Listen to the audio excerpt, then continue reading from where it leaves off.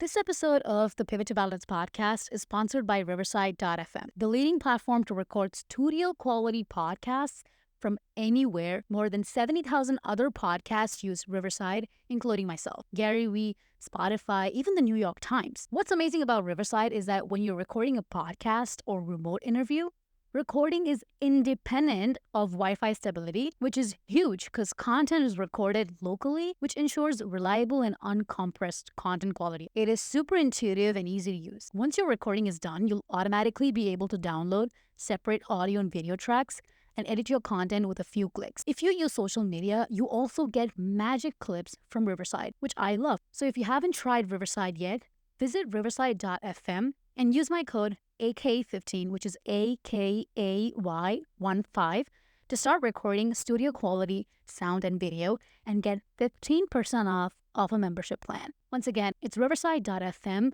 Use code AKAY15 to start recording today. Hey, before we dive into this week's episode, if you've been enjoying the show, I'd love your support. Take just 10 seconds to rate and review us on your favorite podcast platform. Your feedback helps others discover the wisdom and inspiration that I share on the Pivot to Balance podcast. Let's build a community of balance seekers together. Thanks for tuning in, and don't forget to share the love. Now let's dive into the episode.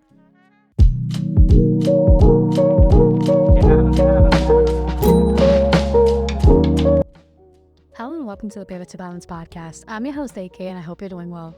In a world that pulls us in a million different directions and with a billion distractions, finding balance can feel like an ambiguous quest. Join me on this podcast as I try to navigate life's twists and turns with mindfulness, purpose, and grace. In each episode, we will dive into topics like self-care, personal growth, mindset shifts by sharing practical insights, stories, and maybe even interviews. Get ready to pivot, to recalibrate, and find your balance. Follow the Pivot to Balance podcast, and I will see you on the other side. In today's episode, we are going to talk about why do we take things so personally? So let's dive in. I'm sure we've all been in a place where a simple comment or a critique can feel like a personal attack. I've been there. I've always wondered, why is this affecting me so much? Why is this one person's comment or facial expression or body language? Why is this affecting me so much? What has this got to do with me? Often what we do is we take the route of, they said this, so it must be true. Instead of trying to see, wait, who is this person to tell this?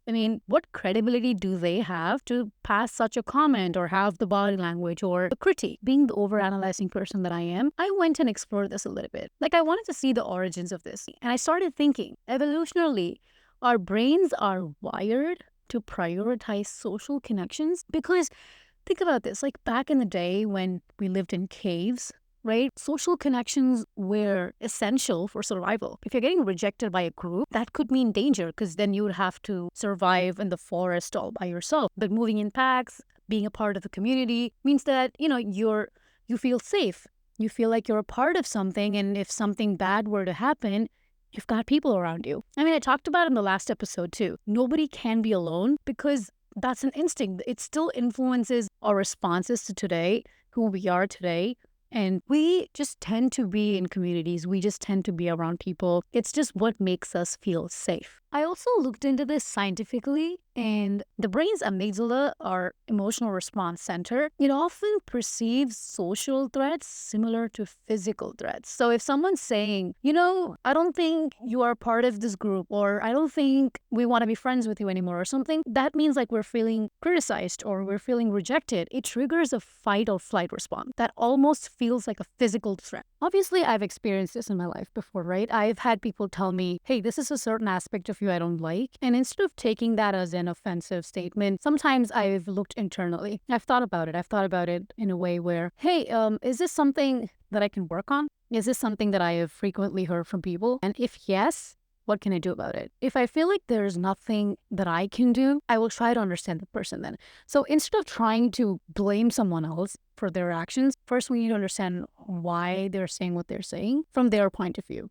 And then after you understand that, then take your point of view, understand that, and think about how can we approach this situation better. You know how they say when you're in a fight with someone, you're not fighting against each other, you're fighting against the world. I know it's a very like romantic relationship saying or term, but I think it applies to every single relationship. You're not fighting each other, you're trying to solve a problem. Cognitive biases also play a significant role. Our brains are wired to filter information in a way that confirms our existing beliefs. So we all have existing beliefs. We think A, B, and C about ourselves. And if one thing is altered, we won't be able to accept it because that's our belief system. We have an image of ourselves, but nobody looks at you the way you look at yourself. Think about it. The things you think you are, that's not what people see. A lot of people have always told me, and their impression of me is she reads books, she's driven, she likes to be home. But those are the aspects that they have of me, but I don't view myself as that person at all. How funny it is to see that our existing beliefs is what we think about ourselves, and when someone says something otherwise, we will not be able to accept it. When someone tells you something that you're not, it's definitely a trigger. So I want to try something here.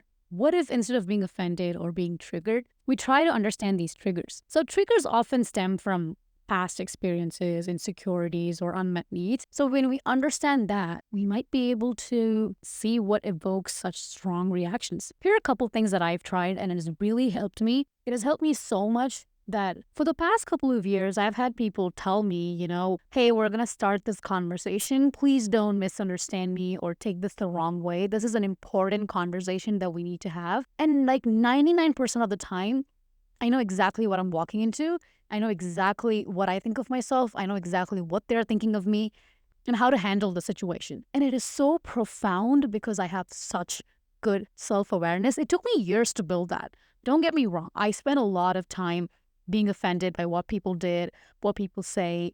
I've spent a lot of time analyzing that.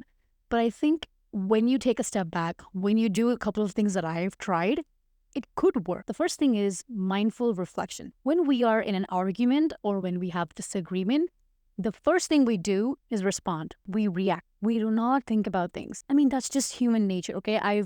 This is not a very uncommon thing. I still do that a lot of times, but the percentage is very less now. The next time you feel triggered, the next time you feel like a person's comment or a situation is affecting you, just take a deep breath and think about, okay, why is this affecting me? Is this person or situation confirming what I believe about myself?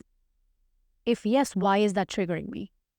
If no, why is that triggering me? Trust me, 98% of the time, you don't have the answer to that on the spot. But that thinking, practicing that self-reflection will help you so much as you keep going. The second thing is journaling. Every time you feel frustrated, every time you feel a little down because of some comments or a situation, write it down.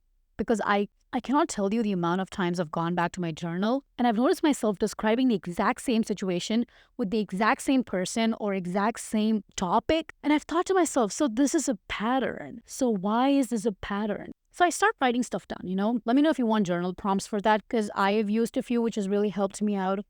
DM me on Instagram if you want to know more. Write down your thoughts and feelings. Exploring the root causes of your emotional responses can be so helpful. And the third thing is seeking feedback. Sometimes we think too much about ourselves.